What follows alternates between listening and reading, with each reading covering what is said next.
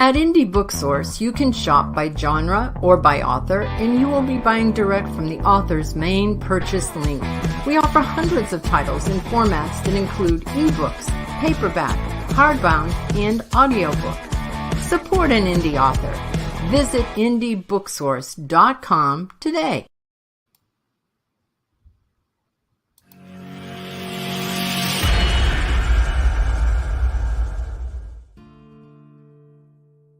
Welcome to Meet the Author, where you can join in on insightful conversations with best-selling and award-winning indie published authors.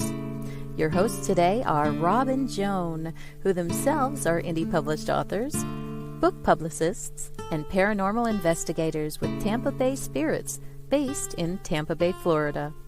Thanks for dropping by. And now, on with the show.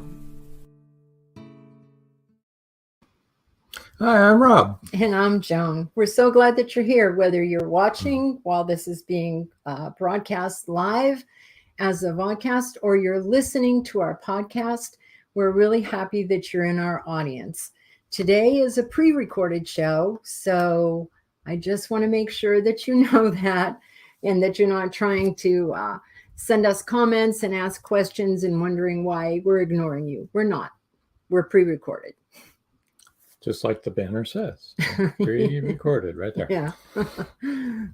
So today our author is Dr. MICHELE Finneran, and you wanted to say something? She's a professional counselor and the author of the book Surviving Domestic Abuse. And we'd like to welcome Dr. Finneran right now. Hi. Hello. Dr. Hi. Finneran. Nice Welcome to meet you. To the show. Thank you. Thank you for having me. I appreciate it. Thank you for being a guest on our show. I think that what you have to talk about is a very important subject. Absolutely. Actually, maybe before we get into how and why you wrote the book, I should let people know that I myself am a survivor of domestic abuse. Dr. Finneran and I talked about it a little bit before the show. It's not something that I normally talk about, not because I'm ashamed or I feel sorry for myself or I'm still having a hard time, but just because I notice that usually people, when they hear the story, feel very badly and feel sorry for me. And I want you to know that I'm fine. I'm well. Rob and I have been together for 46 years, and that's a long time ago in my past. However, what I do want people to know is that you never know what's going on in someone else's house, and you never know what that person is going through. And I went through a pretty horrific time and even reached out to family members for help and couldn't get any help. And so it progressed from just being emotional abuse, but then it went down a very textbook pattern of separating me from everyone, not allowing me to see anyone, not allowing anyone to see me. Then it developed into physical abuse until finally that was so bad that I had no choice but to leave. Either it would have been ended in my death or the death of my children. And I had to leave. But I met Rob, and we've had a very wonderful marriage. The children all feel like, though they're all grown up adults now, you all know that our oldest child is 55 and the youngest is 39. They all feel like Rob is their dad. And some of them are biologically his, and you are their dad. He's been their dad in every sense of the word. He's raised them. He's taken them to school, brought them home from school, took care of them when they were sick. Taught them how to drive. Taught them how to drive. Lived through it. That was, yeah. I stayed at home. And I let him teach them how to drive, which all of you that are going through it, God help you. What? They're all very good drivers, by the way. Yes, they are. Successfully passed the test. Yes. And anyway, I wanted you to know that and to know that this is something you can survive.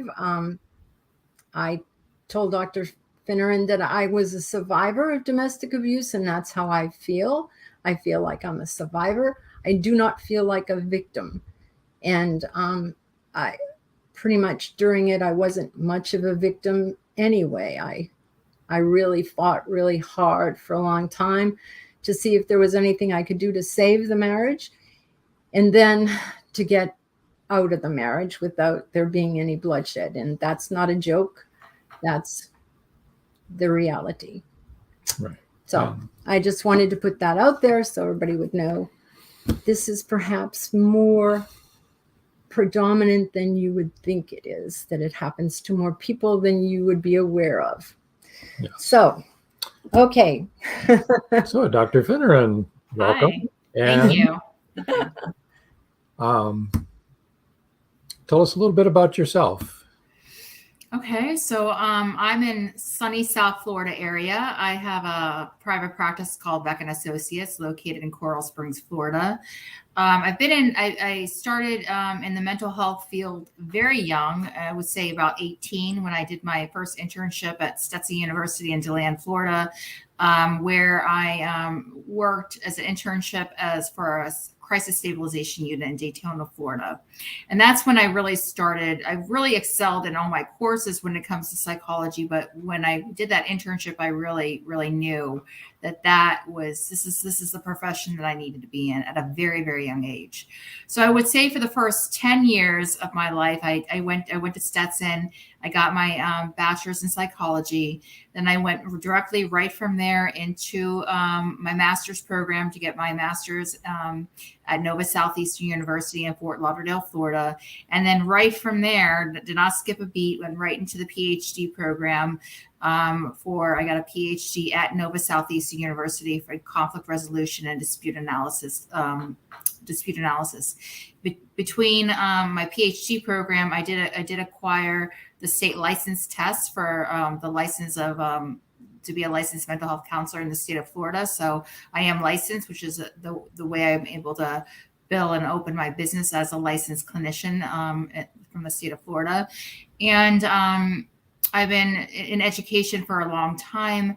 I've been in community mental health for a long time, working in different various community agencies and municipalities. And the last 12 years, I've been in private practice. And I went into private practice because I wanted to venture out, even though it was a risk, to be an entrepreneur. I wanted to establish my own clinical private practice, which is typically made up of preteens, teens, adults, couples, marriages, and families. And I also work with, organizations and municipalities as well. My main practice, my focus of my main practice has been first responders and service providers. So that's been my main focal point. But how I came about researching domestic violence is a completely different kind of story than what I'm doing right now. So a little bit different. Yeah. How did you decide to write the book on surviving domestic abuse? When I was in my PhD program, I did another internship at a local jail, and I worked inside an inmate female custody unit for domestic violence, anger management, and conflict resolution. And what I did is I would run groups, two about 1.5 hour groups each day, and I would teach the population about domestic violence, about victimization. And what I found when I did a lot of one-on-one, counseling, is that these incarcerated women were actually victims of domestic violence, which really kind of blew me away. I didn't know. I wasn't anticipating that at all. And you don't really know that until you're like working inside a system like something like this. So I went to my mentor at the time, my PhD dissertation chair, Dr. MICHELE, and I presented this idea. Like, I think I'm having a really hard time just trying to wrap my brain around what I'm seeing inside the jail. And she said, why don't you do some research and academically to see kind of some of the research gaps that are in, victims of domestic violence that utilize formal and informal supports and services. So I did the research, and at the time there wasn't a whole lot of information about what was effective or ineffective when domestic violence victims use formal and informal supports. And when I'm talking about formal supports, I'm speaking of specifically professionals, helping professionals in the field, such as law enforcement, mental health counselors, clergy, judicial system, medical staff, and nurses. And then we speak of informal supports in the book. It talks about parents, relatives, friends, coworkers / supervisors or employers. So your support system. Your support system, your informal support systems, and your formal support systems that help you abolish a domestic violence dynamic. So why do you suppose that people who are in a domestic violence situation do not reach out for help? There's several reasons. In the first section of my book, the first section, it's called Seeking Help. And there are several barriers for victims to seek out help. The first one I would namely recognize is they're innately embarrassed and ashamed that they're even in this situation that they're in. And hence they pull back on speaking up and speaking out in that situation. So that's one defeating cause as to why there is a apprehension of reaching out for help. Secondly, a lot, not to discredit, victims of domestic violence, but when you're in a domestic violence situation and you don't really know until it becomes prevalent that you are in an actually abusive dynamic. When you're in a relationship, you don't really realize that's not a healthy relationship until you get out of that relationship. So a lot of the victims weren't really aware that they were experiencing domestic violence. The name calling, the verbal, it starts off verbally and escalates to physical, but they didn't really recognize it as abuse until they knew something was wrong. They just really couldn't identify it until what a lot of my survivors did is they did their own type of research on like relationships and types of personalities in relationships and what that even looks like. So they did their own research and they educated themselves before reaching out to any formal supports on what kind of dynamic they were actually in. Yeah, well, I can relate to that because for me, it definitely was, number one, embarrassment. I was ashamed of what was going on and felt as a failure, felt like somehow it was my fault. And of course, the people that I had around me that I could talk to, my parents, were telling me it was my fault, that I just needed to stop whatever I was doing that made him so angry. Now, of course, I'm older. I'm 75 years old. So back when all this was happening, which was over 50 years ago, I don't think there was much education as there is now, but having another family member go through the same thing, I was shocked and dismayed to find out how little progress we'd actually made for this whole thing. I know very well. Rob and I, for those of you who don't know, used to be in the ministry.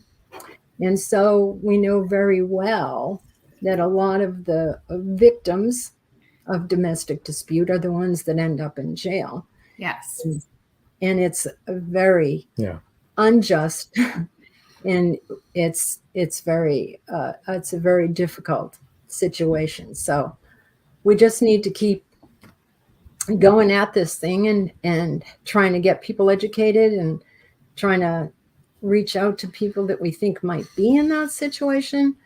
Do you know of any way that people could tell? Are there any signs or symptoms to know if one of your family members or one of your friends or close associates is a victim of domestic abuse and how to approach them? Is there anything we can do?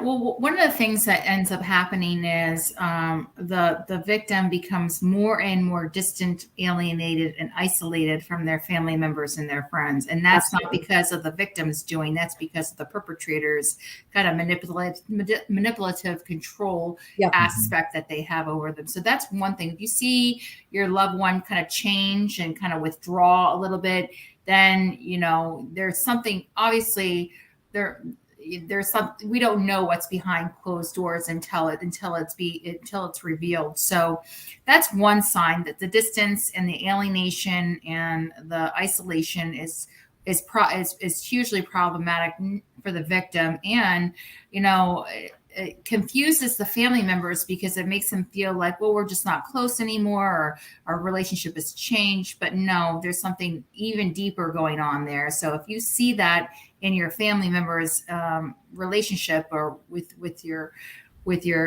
daughters or whomever it may be, you might want to explore that a little bit deeper, or think about it a little bit on a broader scale. Is there anything that parents should be educating their children on as the children are growing up, in order to avoid something like this happening to them? I think one of the best things for teaching children in a household is teaching by example and role modeling. A lot is to be said, not so much with what is being said, but what is being seen. So I think that when you're exposed or witness to dysfunctional, unhealthy dynamics, that's what you learn. That's what you know. So really, like if the mother is in an unhealthy relationship, then I think there needs to be some sort of reworking of that relationship and exposure to the children generationally below them. I think that is a huge lesson and teaching tool that parents can actually give their children, is their own dynamic with their partners. So in reading this book, what kind of tools and information will the reader find? The reader, the book is really designed not just for the survivor or for the victim. It's really designed for people, a myriad of people who are attached or who are helping the victim. We talk about the formal supports, law enforcement, all those formal supports and all the informal supports. So this book doesn't have just the use for the victim and the survivor, but anybody who is treating or has a personalized relationship with a victim in a family dynamic or in some sort of personal relationship. This book is kind of like a tool to help formal and informal supports to notate what works and what doesn't work when you are engaged with a victim of domestic violence. Excellent. You were going to ask something? Yeah. Are there any national phone numbers or helplines that you would recommend for people? Yeah. Yes, there are. The National Coalition of Domestic Violence is a good one to have. I actually have a list of there's just I have a list that I can send to you regarding all the resources that are out there for DV victims in any kind of situation, whether it be in a different type of relationship, different culture, different age. I have a myriad of supports and people, resources that I can send to you that might be helpful in terms of helping people who need the help. So there are a lot of lifelines out there. Yes. It's finding those resources is challenging. They're there, but it's finding them and putting them together and utilizing them. And that's the challenging part. It's not readily available. You have to kind of search and research them. Right. You just hit upon something really interesting, which, I had known a little bit about, but not a lot about, but that would be the cultural differences in how you respond to that. I mean, I know what my culture and my background was, and I was raised a Roman Catholic, and it's a big taboo to get divorced. And I was married to a Catholic. We were both Irish Catholic, and so you just didn't get divorced. I mean, nobody in my family had been divorced. And so I think that's a hurdle that some people have to overcome. I don't think it's as bad now for Catholics or Christians. Plenty of them get divorced now and are not frowned upon. Back in the day it was. Yes. But just when you said that, it started me thinking about, for example, people from from India, the Indian culture. That's a whole different dynamic. The Arab culture, that's a different dynamic that just by knowing people from those cultures, I would imagine that would be really difficult to step out of that. Mm-hmm. Indigenous people are going to have another whole set of problems. I mean, you know. Yeah, absolutely. I think most Hispanic peoples would be more like what I went through. It'd be a religious taboo and a family taboo to do that.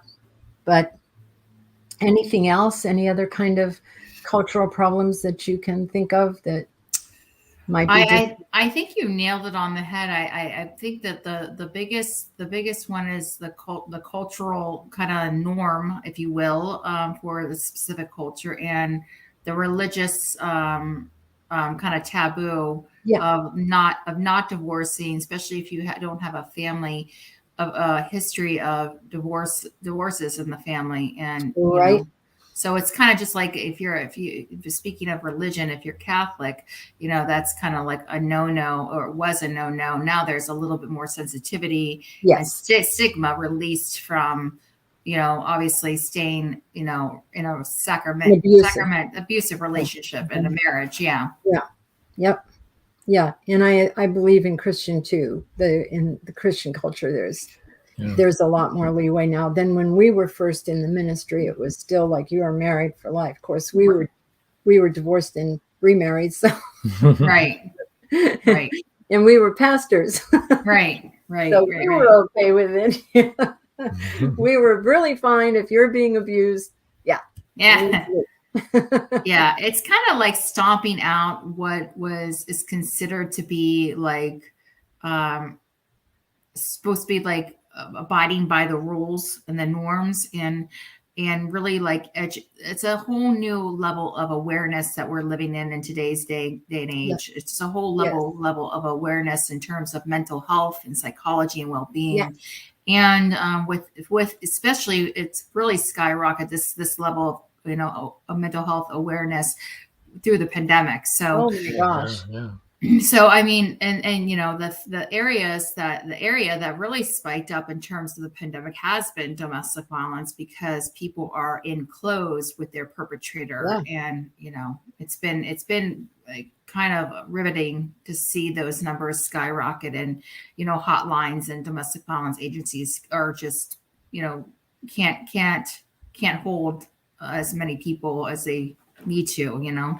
Right. Yeah, I can't even imagine. Actually, I wanted to, after our commercial break, which we're going to have to go to here shortly to hear a word from our sponsors, I did want to talk to you after the book giveaway and giving out all your information where people can reach you, touch upon a little bit on first responders. We also have first responders in our family. And it's been a rough ride. Yes, it has. It has for them. Yep. We've got a lot of first responders. Yeah, we do. Yeah. Okay. So let's take a few minutes, a couple minute break. Nobody go away. Everyone stay tuned. Stay tuned. Check out these great books that we're going to be talking about here. Yeah. People Who Like to Read Want to Get Their Hands on Books by Becca Jones. Becca Jones, the breakthrough author who tells it like it is. It takes courage to tell a story when it reveals dark secrets. Becca Jones delves deep into the hidden world of sexual abuse. She tells what happened and also tells how she survived. Meant to Be is much more than just entertaining. Meant to Be gives you a point of reference, hope to cling to, and becomes a guide for survival if you have suffered the same thing. Meant to Be, Becca Jones, a must-have. Meant to Be is available on Amazon, Barnes & Noble, and many other bookseller websites.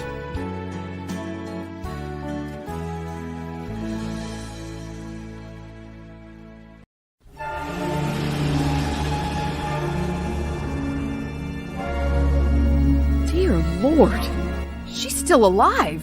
Who's still alive? Maris! That's who. Come on, Angie, that's impossible. Impossible or not, she's still alive, I tell you. She killed that boatload of people, and she's just getting started.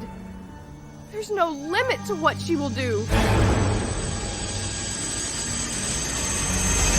It's not easy to kill a siren. It takes a formula and a plan. Siren Song 2 is the spellbinding sequel to Siren Song. Both novels by George Dismukes. Siren Song 2 will be on bookshelves and bookseller websites in July. Don't miss it.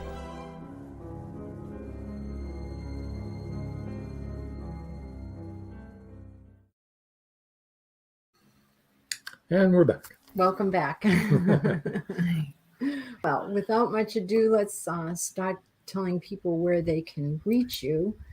All right. So, and stay tuned for the book giveaway, because really, if you're going through this yourself, definitely go ahead and get a free copy, an ebook of this wonderful book, because as Dr. Finneran said, you'll find all of those places where you can get help, nationally and probably locally. So, that'd be a good resource for you. Right. All right. And her website is drmichelfinneran.com. And for those of you who are listening and can't see this banner, let me spell that out for you.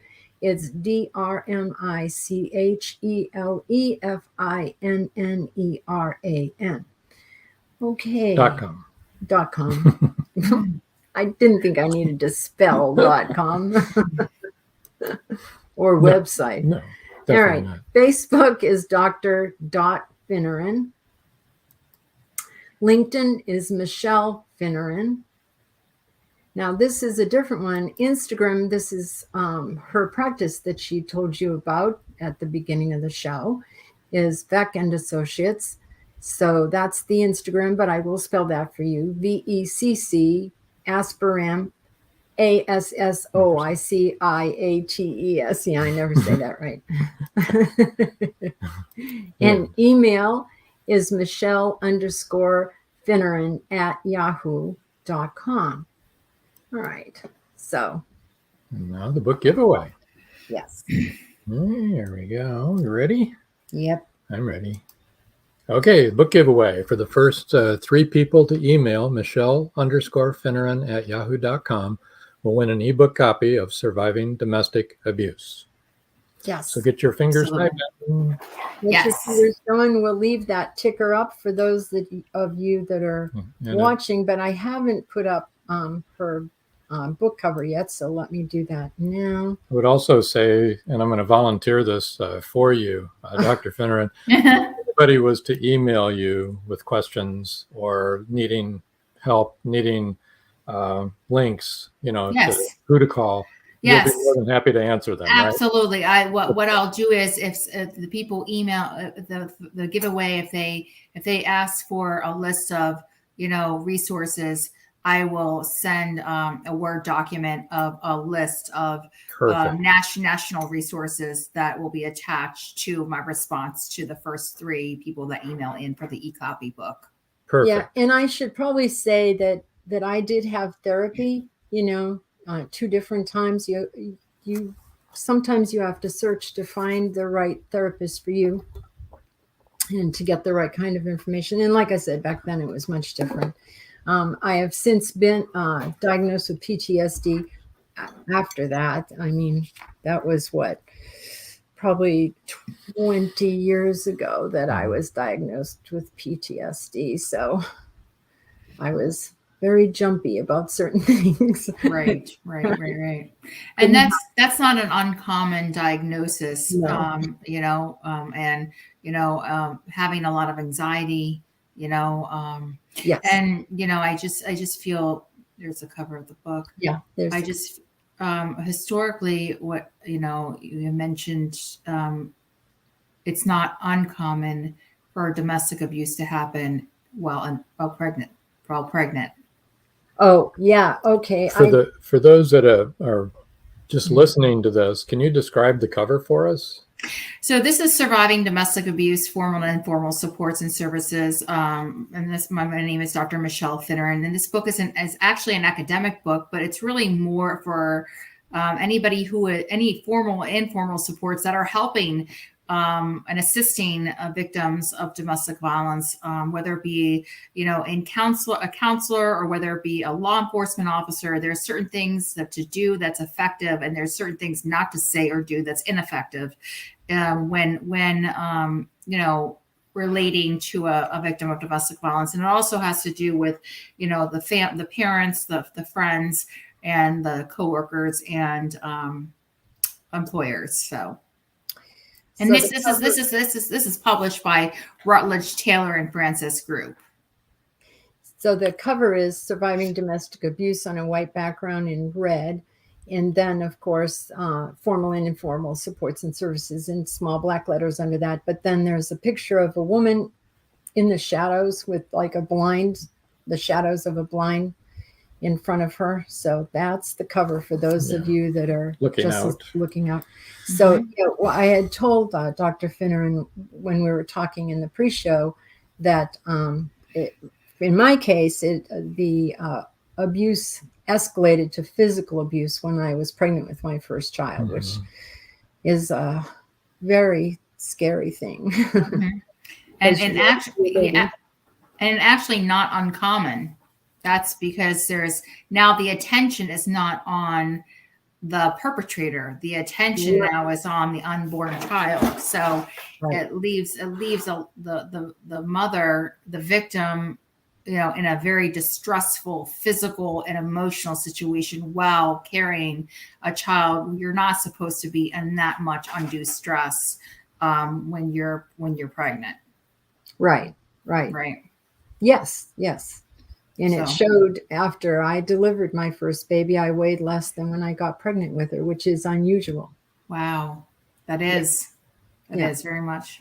I went down to 118 pounds. So I was pretty small when I finished. Yeah. But she was healthy, still is healthy. Good. And not a victim of domestic abuse, nor a survivor of domestic abuse. But yeah. So what I wanted to ask you about is, what have you been seeing in our first responders? I mean, we're not just talking nurses and doctors. I know from talking to our doctor that she has been devastated by the loss that she's seen. And our son-in-law was an ICU nurse for COVID patients. He's since gone into management where he's at Tampa General Hospital. And so I know how hard it's been on the people that I know that are first responders, but it's everyone, isn't it? It's firemen, policemen. Yeah. So, for first responders and service providers are what I consider to be law enforcement. And we're talking about anybody in law enforcement, whether it be road patrol, detectives, special agents, detention officers, communications, 911 dispatch, whatever the case may be, firefighters and paramedics, mental health professionals have really, have skyrocketed. Yeah. Nurses and any type of medical staff, considered. What I would say now is a service provider that has really been bombarded since, or definitely a change for this profession, is teachers and educators. They have had a change, a completely different skill set in the beginning stages of the pandemic. So my next writing project is focusing on compassion fatigue and first responders during COVID-19. And compassion fatigue is something that's a little bit different. People compare it a lot to burnout. People understand it as burnout, but it's a different element. Burnout is due to an environmental situation or stressors that take place. Compassion fatigue is almost considered secondary trauma, where you are seeing things or hearing things and you're getting from first responders who have been firstly traumatized, and then the helper or the first responder is getting secondary trauma, or talking about secondary trauma. That's compassion fatigue. And it's kind of like the negative cost of caring for the health professional careers. Charles Figley is the one who really spearheaded coined this phrase, compassion fatigue. And so my next project that I'm working on right now, I'm in the process of collecting data from first responders about their work experience, their personal life during COVID-19, and their experience with compassion fatigue. I think the clergy also. Yes. Because I know we experienced compassion fatigue before COVID. Before COVID. We were doing full-time ministry. Yeah. It's a heavy load. Yeah. It's a very heavy. You see a lot, you hear a lot, you know all the things that other people don't know. Exactly. And you really can't talk about it. Right. Because it's their private stuff and you need to keep it private. Right. And it's a lot. I mean, sometimes I would be on the phone 8 hours a day, just listening to people's problems. Yeah, absolutely. And when you listen to people's problems and you have that empathetic, unconditional support, you see things and you feel things through their eyes, which can be secondary trauma, which is also leads to a lot of psychological symptoms. Yeah, it's so I would throw clergy in there too. Yes, absolutely. They probably need a lot of help after these last 2 years. Yes, absolutely. We're retired from that, so thank goodness. At least we didn't get hit with that. That would have been, I mean, really, too much. Yeah, I can believe they are bouncing balls with as many members as they have in their congregation, because this has been a really rough 2 years for everybody. Yes. Yes. Yeah. Out of my practice, the two main populations that I was working with that really got hit with a Debbie dose were my teachers and my teens. And when you think of teens, you think these kids should be resilient. They should bounce back. I was doing a session with the teen at the beginning of the week and a check-in at the end of the week with them because they were in so much distress. That people don't understand the school environment is such a big part of their lives and socialization. When that was completely taken away from them and everything was done, virtual learning, having teachers learn the virtual systems, trying to teach students who some students have a very hard time learning in that fashion. It was very challenging for both populations, I would say, the most that I experienced in my clinical private practice. I know that our youngest daughter has a 9-year-old and a 2-year-old, right? A 7-year-old who acts like a 40-year-old, so I don't know how to hear. The 9-year-old is a boy and the 7-year-old is a girl, and she's fierce. I pity the fool that would ever try to abuse her. But this is very telling to me. They went to they took the kids to a playground, and they've been very careful about wearing masks and social distancing and all of that. And a lot of people are not. And that, it's up to everyone what they choose. But I'm just saying this daughter and her husband and their children were. And there was a father with 2 children younger, a 4-year-old and a 2-year-old, playing at the same playground. But he was also masked up and social distancing. And the parents talked, the father and my daughter and her husband started talking and found out they all had the same kind of outlook and had been really safe. And then on their way home, the daughter said, the 7-year-old said that the 4-year-old boy had seen them playing on like that merry-go-round thing that you run on and you jump on and you go around. Mm-hmm. And then had seen them playing on the jungle gym on the inside.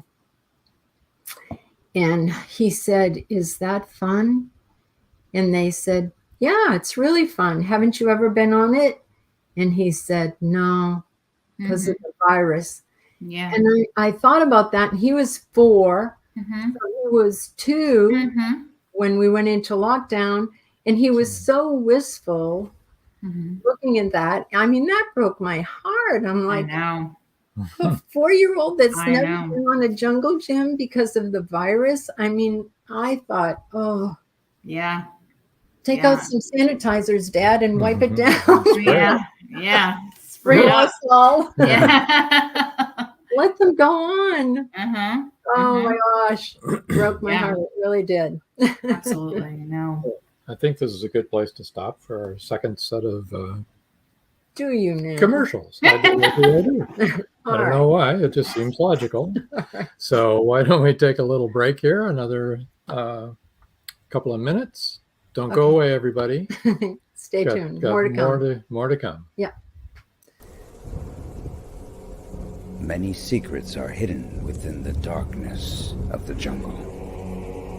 Behold, this one about a man, a woman, a black jaguar, and an ancient Maya legend.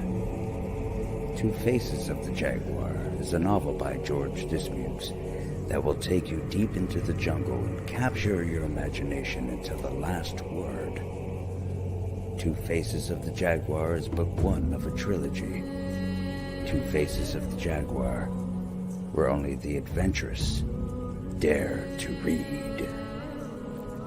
Two Faces of the Jaguar, The Lost City, and The Jaguar's Quest are available on Amazon.com, Barnes & Noble, and many other bookseller websites. Two Faces of the Jaguar, the book people are talking about. Get your copy today.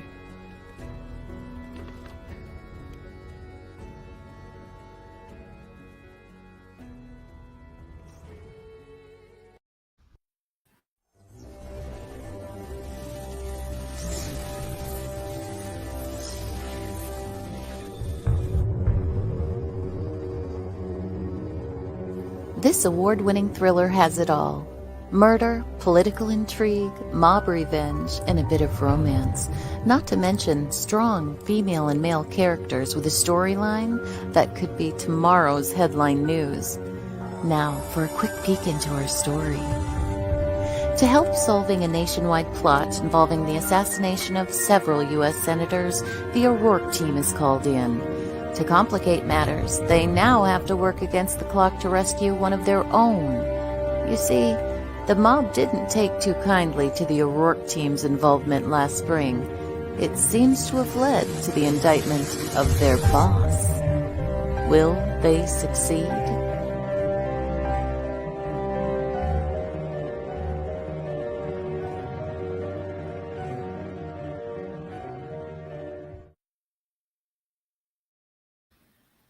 Right, we survived that okay. Dr. Finneran, I would like to ask you about the writing of your book.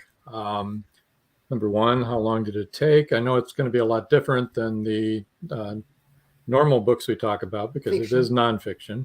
Mm-hmm. And so you're not going to be flying by the seat of your pants like a lot of the other authors do that we talk to. Right. What was it like? I mean, what kind of an experience did you have doing it? I actually had a wonderful experience, and it just, I knew that the dissertation that I did was something that I wanted to I got, with the interviews that I had with the survivors were probably the most riveting interviews I've ever had. I had 90-minute interviews with survivors, and they were open-ended questions, semi-structured, and it was a qualitative study, meaning that I collected data, analyzed the data, and find common themes in the data that were within each survivor and each question. And it was just, having these interviews with the survivors was actually a complete honor for me, and such an education for me, learning from them. I transcribed I recorded all with, of course, with their permission and with the university's permission. I provided I recorded all the interviews and I transcribed all the interviews, and then I began to analyze the data. And the process was such an amazing process for me. And the actual publication of the book by Routledge was, very, very smooth, very, very smooth. It took about, I did it during the pandemic. So it took about a year, a year and a half to kind of get it all together. So I really do feel that it's something that when I published and it was put out and promoted, I was very proud of. I was very proud of being a first-time author. I've been in clinical practice and community mental health for a very long time, but this was the first real writing project that I ever really seriously thought about.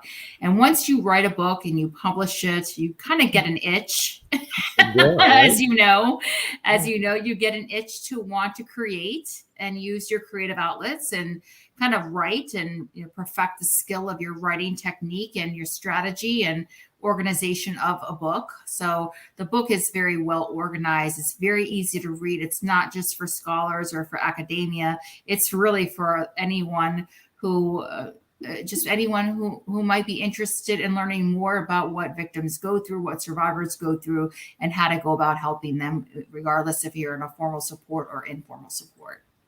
Yeah. Now, in writing fiction, you follow a story. If you're writing a story, you have an arc. What kind of plotting did you do? So this is actually like it's very research driven. So I had to do investigative interviews, which that was my data.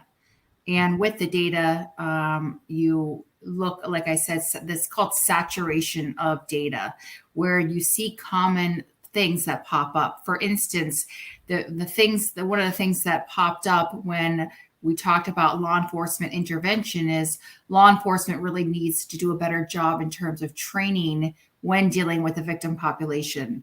They're so used to dealing with criminals and, the bad people of society. When they're dealing with victims, it needs to be a completely different approach and a completely different type of method that they use when talking or treating a victim of domestic violence. What ends up happening was when people were talking to law enforcement and law enforcement was talking to them, a lot of my survivors felt re-victimized by the way law enforcement was speaking to them.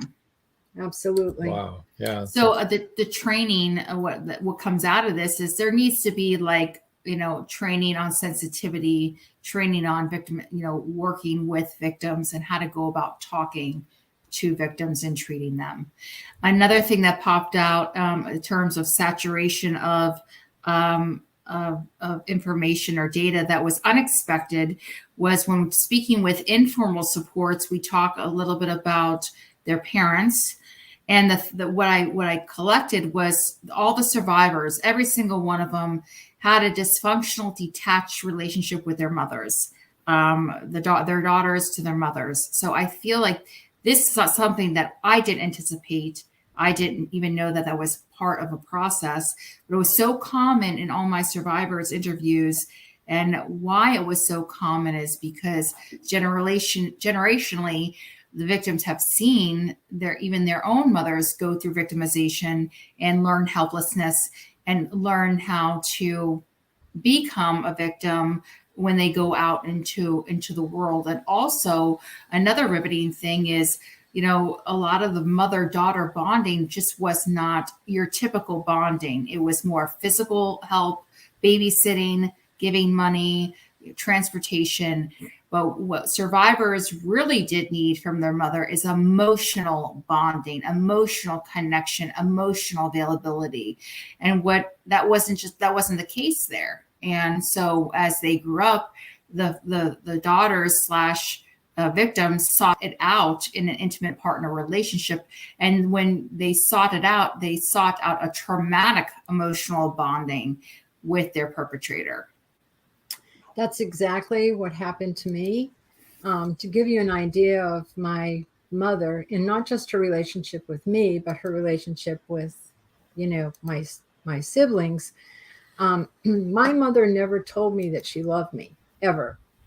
The one time that she said it was when my sister, who has since passed away, had a brain tumor, and she was having surgery. It was malignant, and she was having surgery, and they went in to remove the tumor and found out they could not, because if they removed it, she was a speech and hearing therapist, by the way, but her speech would have been taken away and she would no longer be able to read. So they were unable to do the surgery. So my mother called me up to tell me that was the outcome. And that was the only time that she said, I love you, before she hung up. And, if any of us ever said to our mother, I love you, she became very, very uncomfortable. She did not like to hear that at all. And actually, my first therapist told me that was the reason why I married my ex-husband, who's now since passed away, but was because he gave me the same kind of abuse that my mother did, and I associated that with love. Yes. And then that's another reason why you stay in that for a longer time, because you think, well, this is the way it's supposed to be. Right. You don't know any different. No. Though my father was not abusive to my mother. Though my mother was kind of abusive to my father. That's what I think. Yeah. I remember one time she threw a rock maple chair at me, at my head. Wow. And I didn't move out of the way. I was 13. And I honestly thought, so if I die, I die. I just didn't care. And it smashed on the wall beside me. And who do you think my father got angry with? Me.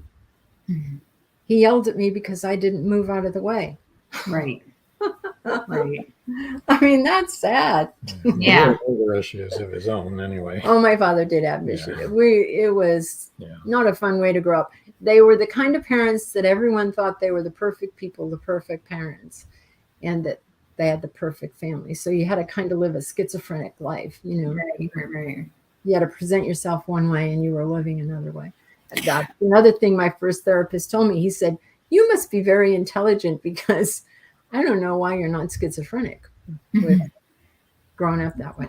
Right. It's very confusing. And a lot of the perpetrators' character traits are very similar as well. They have this kind of like Jekyll and Hyde kind of personality. Yes. They're so wonderful to everyone else. Right. Yes. That no one could ever believe that they were doing anything heinous to you at home. Right. Very charismatic and charming to the outside, but very cruel and just dismissive to what was going on inside. And that's why everything was kept inside. Even, back, I'm talking about even back in the day, things weren't talked about as they are now. No. People aren't shared, because everything was supposed to kept inside the family home. Right. Exactly. Yeah. But are they usually abusive to the children too? Because my ex was abusive to me and the children. Well, obviously, if they're not good husbands, they're not going to be really great fathers as well. So it can trickle down, absolutely, especially if the children try to become a protector of the mother and get in the way. Yeah, there's really no regard there. My kids always saw me as the protector. He would try to be physical with them, and I would stand in between him and the kids, and I would take it. Yeah. I never let him. Yeah. So they saw me as the protector. Yeah. Some of the kids young, were seeing this and seeing their mom as not being able to protect themselves. So they would wedge themselves in there at a very young age and kind of stand up to the father, which, isn't a good thing. No, it's not. It's not good for anybody in that dynamic. No, because I can tell you they're not going to care. Right. It's really rough. Yeah. It really is. I hope that a lot of people can hear this podcast, and if they are in a domestic abuse situation, that they will try to get help. And I know it's difficult. I know it's difficult to break from. I know it takes a long time. and a lot of courage, but you can do it. And then you need to get help. Then you need to see a therapist because you're damaged goods at that point. Right. And at the end of my book, I end the book with an empowerment model and approach that I think is very, very helpful for anybody who's trying to step out and abolish their domestic violence relationship. An empowerment theory and approach talks about building a woman's self-courage, self-value, self-esteem up so they can stand on their own and not emotionally lean on or physically or financially depend on somebody who's going to, their intent is to make them feel small or bring them down. Mm-hmm. It's often very difficult for the, and domestic abuse goes the other way too. I want to make that clear, that the woman can be the abuser. But I think by and large, it's the husband that's abusing the wife. I don't know. I'm not a psychologist, but it's been what I've seen. And we've seen but I think it's very difficult for the abused woman because often you're not allowed to have a job or friends outside of the home.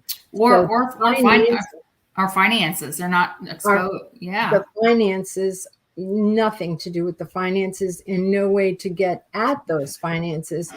So leaving and getting a job and having money to start up and make your escape is a very difficult thing. But usually if you can find a good therapist, they do give you empowerment tools to be able to do that.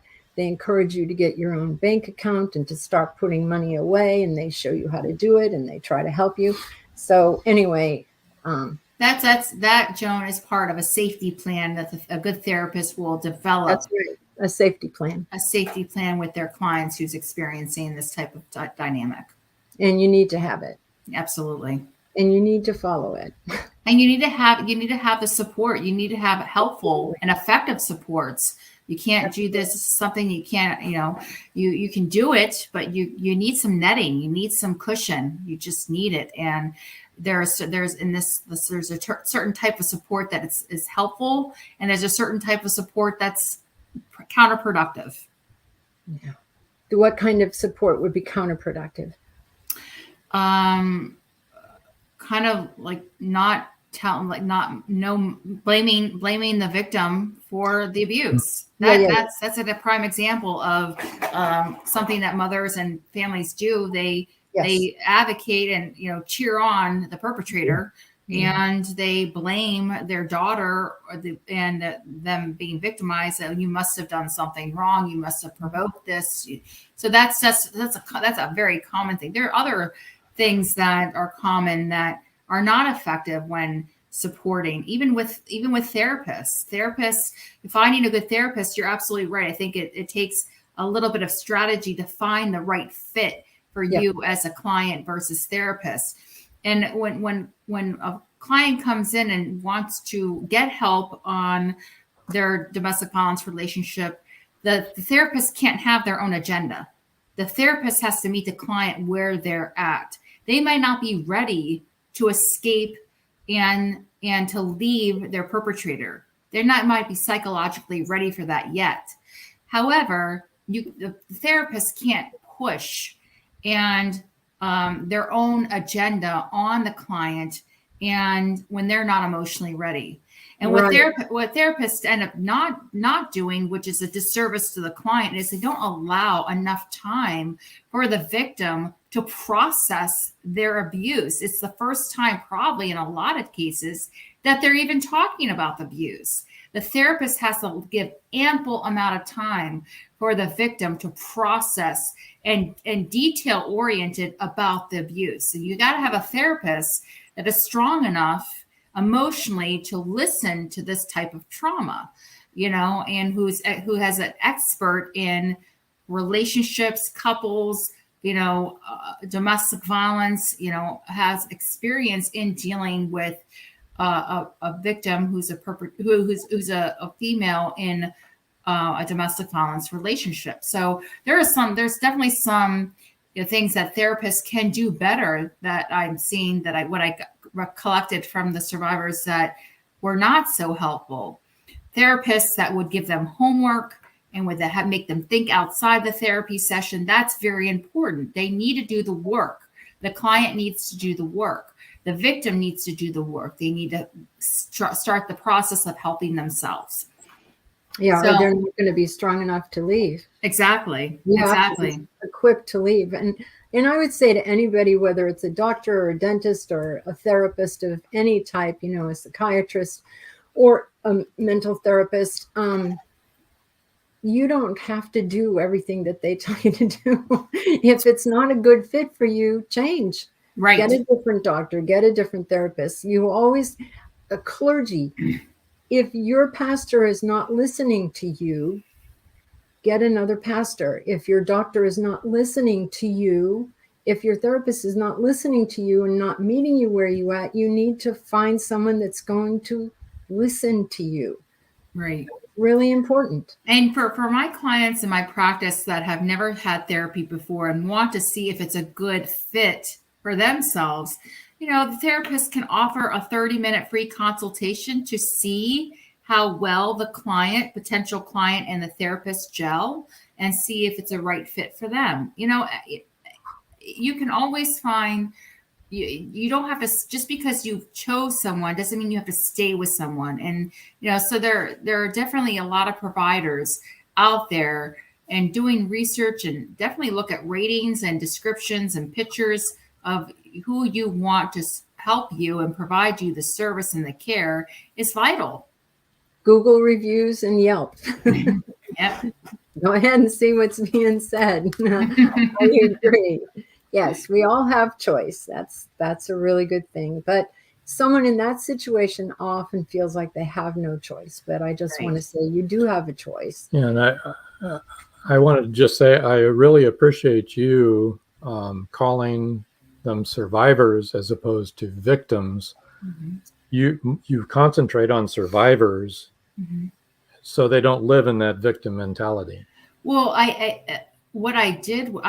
I view a victim is somebody who is in the situation. They mm-hmm. are in the actual mm-hmm. abusive situation. Not when the you are who've left. Yes, when you are out of the domestic violence relationship, you are absolutely escaped it and abolished that relationship, you are now considered a survivor. Right. And with being a survivor, you do not have to take on a victim mentality at all. Exactly. And I think a lot of people do, and then they fall right back into it again. Right. I think it takes a while to find your place and your footing and realize you are a survivor, because you've been a victim for so long. I mean, for me, it was a long time. And, you know, being a survivor and realizing that you're a strong, competent person, you know, and that you're now choosing your life. It takes a while to be on that. But once you do leave, you are a survivor. Yep. You are a survivor. And the reason why you're in survivor is because you're empowered. Exactly. And that's why that's the empower model and the empowerment approach is so vital for people that are trying to stand on their own, to try to have self-value, to try to have self-love, to try to have self-confidence. That empowerment you don't need from anybody else. You have that within. Exactly. Mm-hmm. Now, other people can be a great support, but you can love yourself and stand on your own 2 feet and have a wonderful support system around you. Absolutely. It's a good thing. Mm-hmm. As Martha Stewart would say. This has been awesome. It has. It has. I really appreciate you having me on your amazing podcast. We really appreciate you being on. I really hope that it helps a lot of people. Yes. Me too. This book will get into the hands that it needs to get into. And before we leave, do you have any parting advice for people? One thing that's on your mind or on your heart? You know, if you're not feeling, if you're in a situation and you're not really sure what it is, but you feel like women have a certain type of instinct that is riveting. They know they might not know exactly what they're feeling, but they know something is wrong. If you feel something is wrong, let's not overlook it. There's so many times women just poo-poo their feelings and overlook their feelings, their initial feelings. Let's stop. Let's really examine those initial feelings. Let's bring it to the forefront. Let's really explore it. And because if you feel something is wrong, then probably something is wrong. Okay, that's good. That's good. Well, thank you so much, Dr. Finneran, for joining us. Thank you, Rob. Hope you have a great rest of your evening over there. Thank you. In Fort Lauderdale. And we're going to move you over to the side and whoop, this way. We'll be with you in a minute. We'll be back with you in a minute. Don't go away. Okay. And I want to remind everybody, episode rewind is on this coming Saturday, May 7th at 5:30 p.m. on episode. It's episode 23. Joe Conjal, one of our favorites around here, you all know and Joe. Dub Hunter, who was also a wonderful guest. Is episode 23. Don't miss it. It's just watch right wherever you're watching right now. You'll be able to see it. Then next Wednesday on Meet the Author Live at 7 p.m. That's April 11th. Author Hank Kentz is going to be on, and he's got a lot of resources for writing. For if you have any questions about writing and publishing, as well as his own regular books too. We'd also like to remind everybody to watch or listen to the Voice of Indie podcast. It's on most Wednesdays on Blog Talk Radio, hosted by Beam Weeks and Stephen Gies from the Fresh Ink Group. You'll get to hear a lot of really good podcasts with them and meet a lot of good authors, indie authors. Would you have anything else you would like to share? I think I talked more than enough tonight. All righty then. I've never heard that before, but okay. So neither has our audience. No, I know that. So until next time. That's all, folks. That's all, folks. See you next week. Thank you for joining us here on Meet the Author. Make sure you stay up to date with our show by clicking like, follow, and share. And you can find us on Spotify, iTunes, and more. See you next time on WLFE-DB.com.